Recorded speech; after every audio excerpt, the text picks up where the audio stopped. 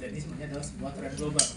Seakan-akan untuk menanggulangi masalah apapun yang ada di sebuah negara itu, entah itu korupsi, entah itu bencana alam seperti yang terjadi di Sumatera, apapun itu masalahnya, jawabannya kalau di Indonesia ini seperti tadi muncul dalam video adalah hai antek-antek asing.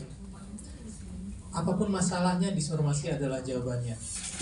Ironisnya teman-teman, saat negara melalui berbagai aktor mulai dari presiden, menteri, dan nanti dalam penjabaran risetnya akan ditunjukkan banyaknya akun yang terafiliasi dengan militer, menjadikan atau berusaha menciptakan musuh khayalan tersebut.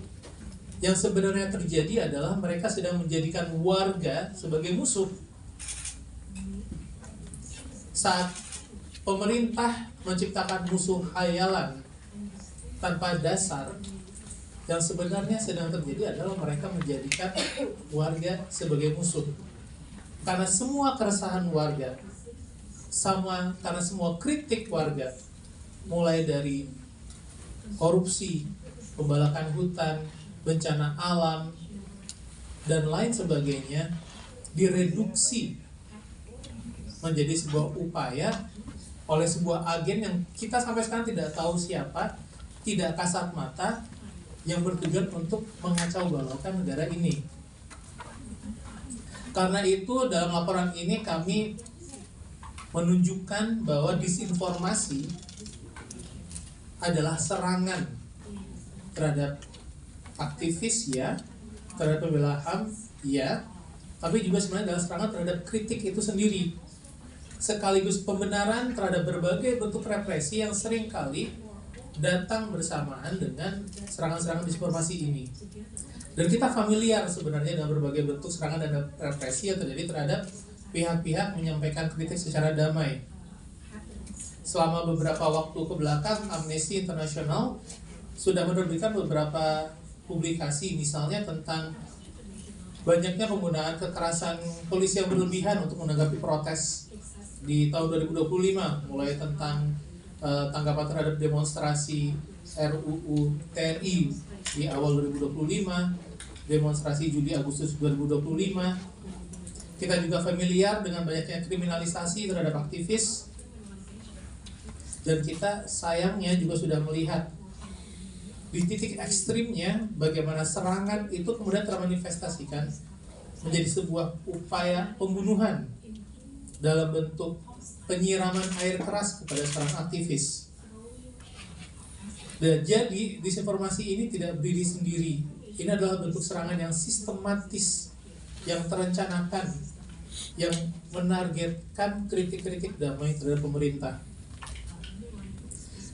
Dan di sini kita pun memahami bahwa represi terhadap kita semua, entah kita di sini sebagai aktivis, jurnalis, peneliti, atau hanya sebagai warga yang peduli, represi terhadap kita semua itu nyata dan terjadi dengan berbagai layer.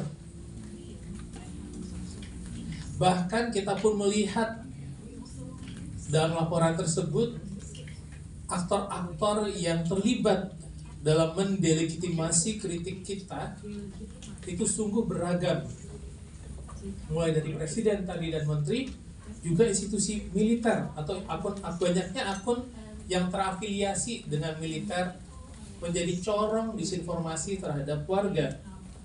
Seakan-akan perang terhadap warga adalah sesuatu yang diwajarkan di negara ini. Seakan-akan tugas dan fungsi militer di negara ini bukan hanya melawan musuh dari luar, tapi terhadap kritik warganya sendiri.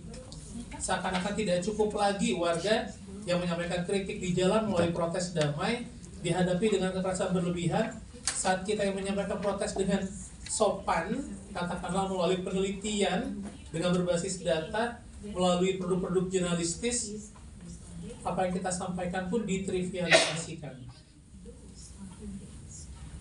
Di sini saya juga ingin mengingatkan bahwa serangan disinformasi ini pun tidak selesai di sini. Kedepannya di ufuk Indonesia ini kita pun sudah familiar dengan rencana misalnya penerbitan undang-undang disinformasi dan propaganda asing yang oleh Yusril Iza Mahendra, menteri kita, menyampaikan bahwa ini adalah upaya untuk kontra propaganda terhadap narasi negatif yang menyerang Indonesia. Seakan-akan semua upaya serangan yang sudah sistematis tersebut diusahakan diformalisasikan, dilembagakan, sehingga paripurnalah, sempurnalah serangan terhadap kritik warga di Indonesia ini. Selain negara, laporan ini juga menyoroti tanggung jawab sosial media, dan nanti teman politis saya akan menyampaikan secara lebih mendetail. Tapi yang saya garis bawahi di sini, kita pun perlu melihat platform-platform media sosial bukan sebagai platform yang netral. Mereka pun memiliki tanggung jawab untuk melakukan uji tuntas terhadap hak asasi manusia. Kami melihat ada pembiaran oleh platform-platform media sosial yang perlu kita semua bersuara untuk menuntut mereka melakukan uji tuntas.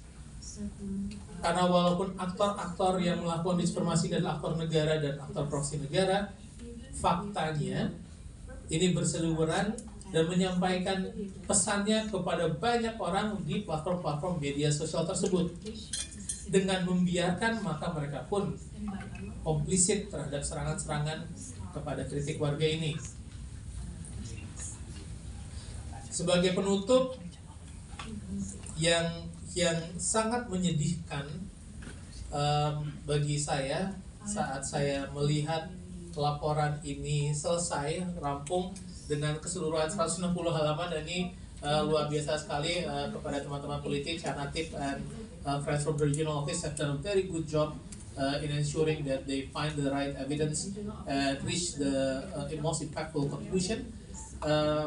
Tapi sangat menyedihkan bagi saya saat melihat bahwa dalam 160 halaman itu sebenarnya hanya membuktikan satu hal, bahwa negara mengadopsi praktik predatoris yang dengan sengaja berusaha memangsa kritik-kritik warganya sendiri.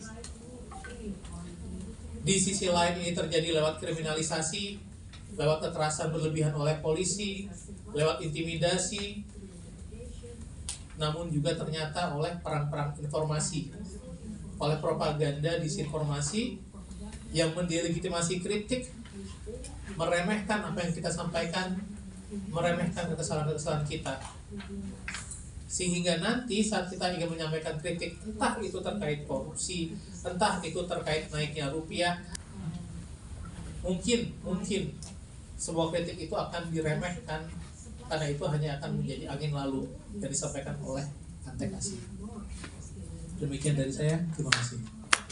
Terima kasih banyak Mas William.